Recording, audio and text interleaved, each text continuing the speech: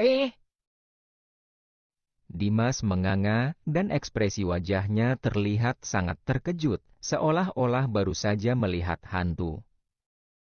Perawat di sebelahnya juga tercengang, ekspresi wajahnya terlihat tidak percaya. Bagaimana mungkin?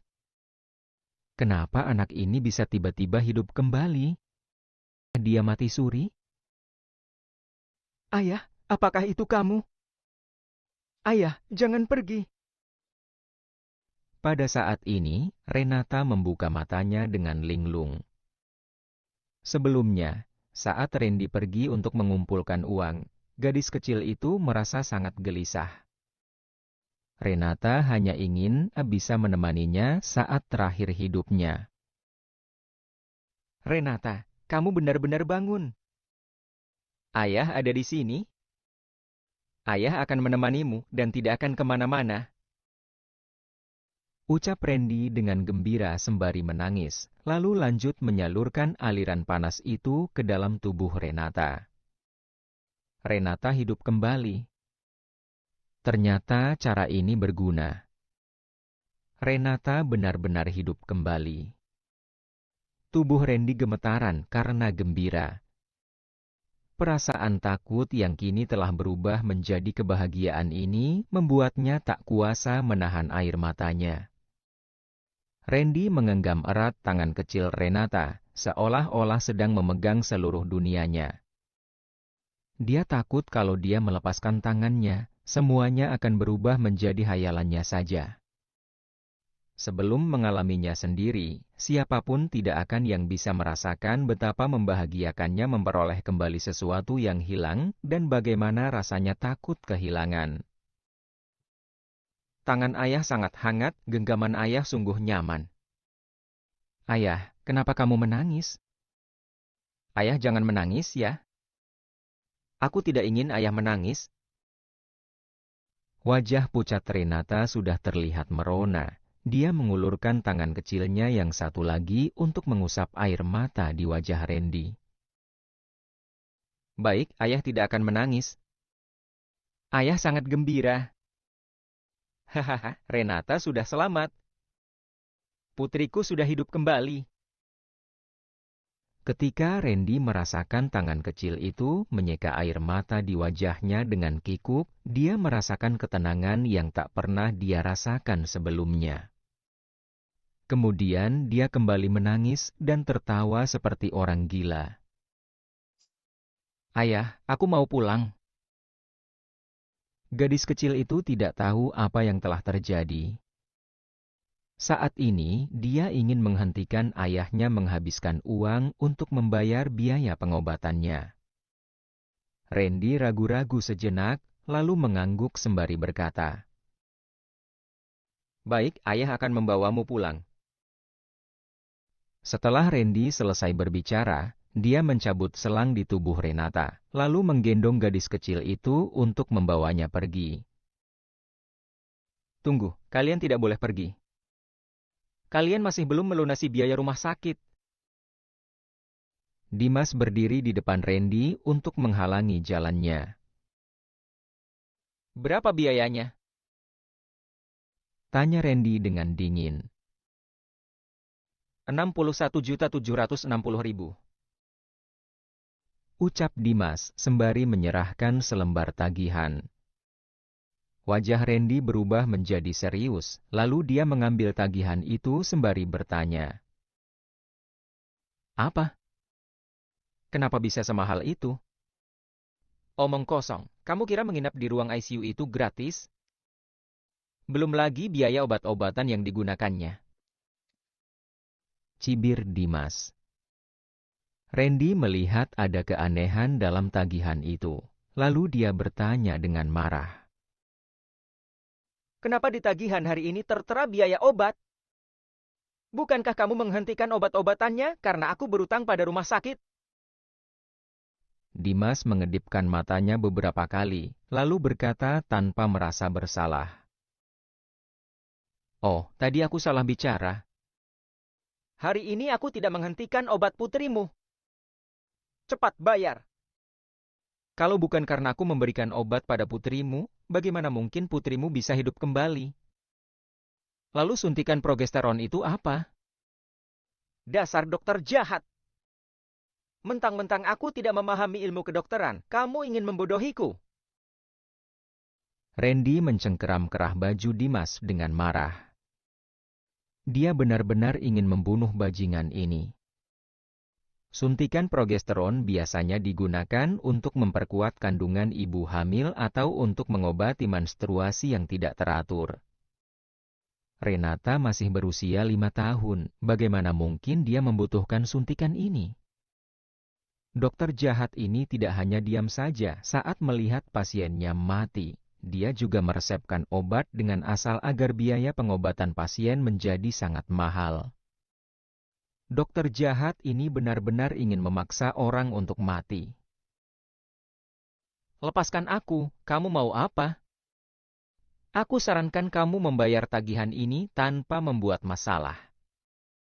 Jangan main-main denganku, kamu tidak tahu seberapa besar kekuasaanku di kota Tamal ini. Dimas yang telah ketahuan sembarangan memberikan obat sama sekali tidak panik. Sebaliknya dia masih mengancam Randy dengan sombong. Aku ingin lihat seberapa besar kekuasaanmu, sampai-sampai kamu berani bertindak seenaknya seperti ini. Pada saat ini, tiba-tiba terdengar sebuah suara dingin. Seiring dengan suara itu, Lydia memasuki ruang ICU. Wajah cantiknya terlihat sangat dingin karena marah. Tadinya, Lydia tidak ingin masuk.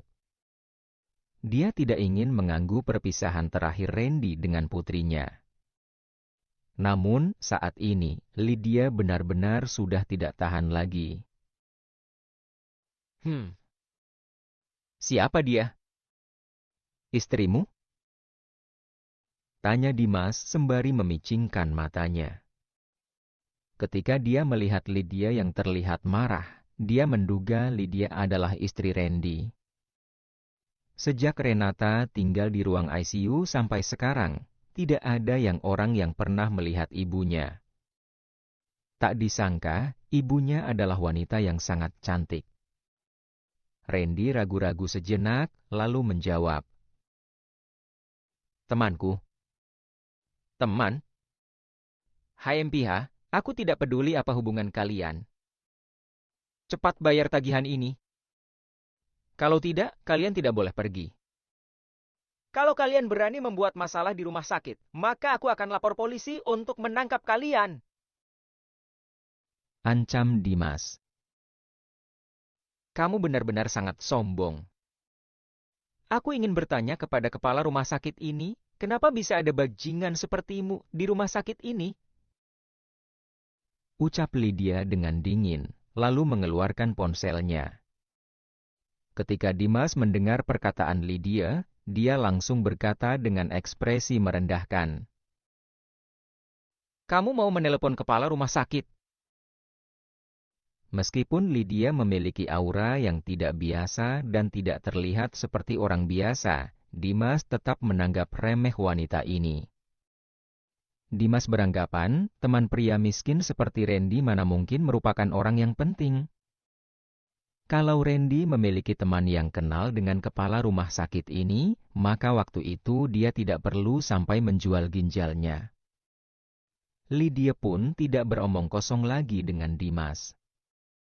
Dia langsung menghubungi nomor telepon kepala rumah sakit. Halo, apakah Anda kepala rumah sakit Wijaya? Saya Lydia, saya di ruang anak nomor 3. Bisakah Anda datang ke sini? Kamu berbicara seolah-olah kamu benar-benar menelepon saja. Kamu punya nomor telepon kepala rumah sakit? Apakah teleponmu tersambung? Ejek Dimas. Lydia hanya tersenyum sinis dan tidak meladeni ucapannya. Dia hanya berdiri diam dengan sikap yang dingin. Tak lama kemudian, pintu ruang ICU dibuka. Lalu seorang pria paruh baya dengan tubuh yang sedikit gemuk berjalan masuk ke dalam. Kepala rumah sakit, Wijaya. Ketika Dimas melihat kedatangan kepala rumah sakit Wijaya, raut wajahnya langsung berubah. Dia tidak menyangka kepala rumah sakit Wijaya benar-benar datang begitu mendapat telepon dari temannya Randy.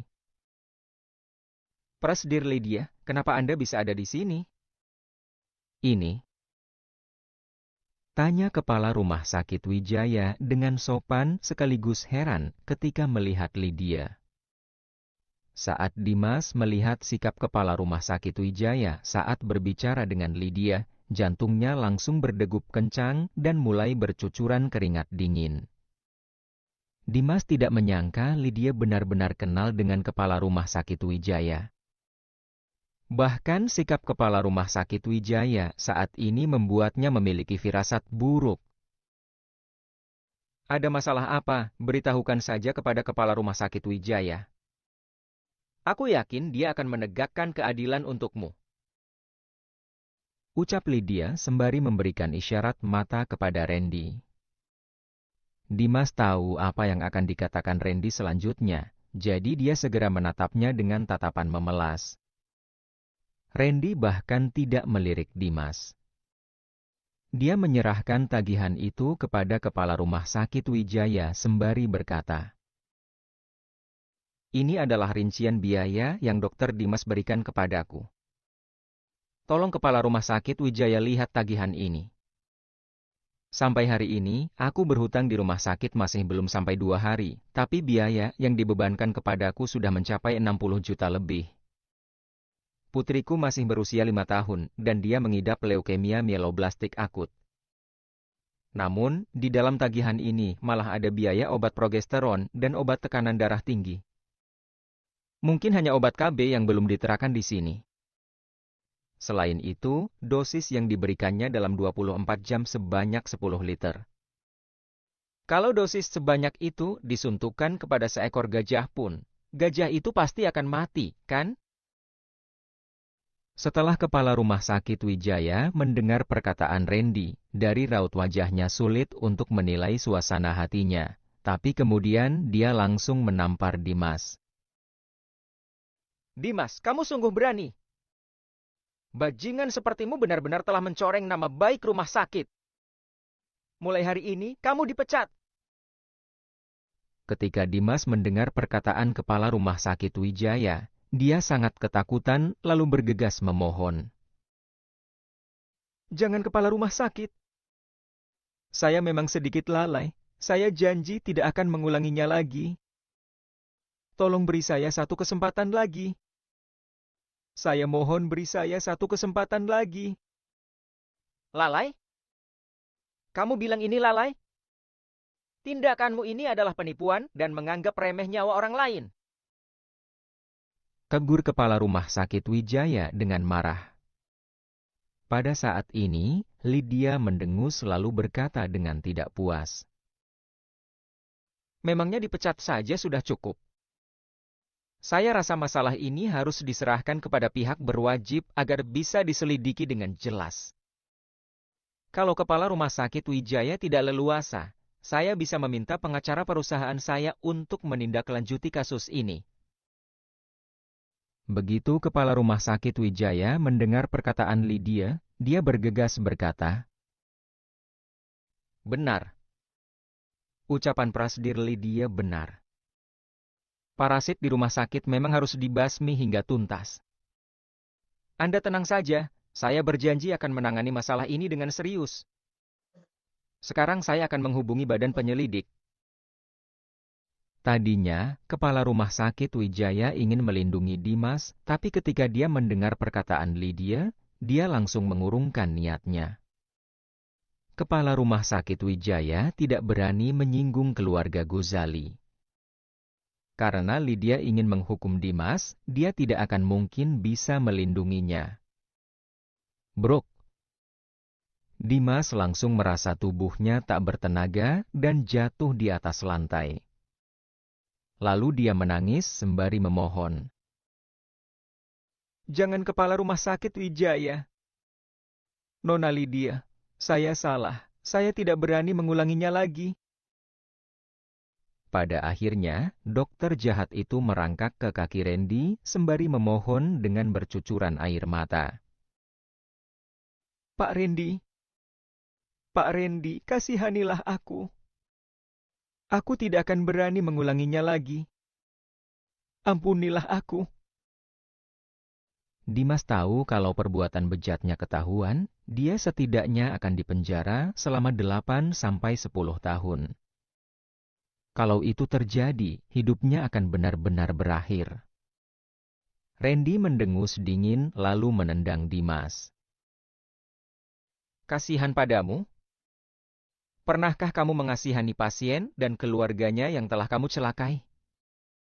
Kamu sangat tidak bermoral. Ketika pembalasan datang, kamu bahkan tidak sanggup menanggung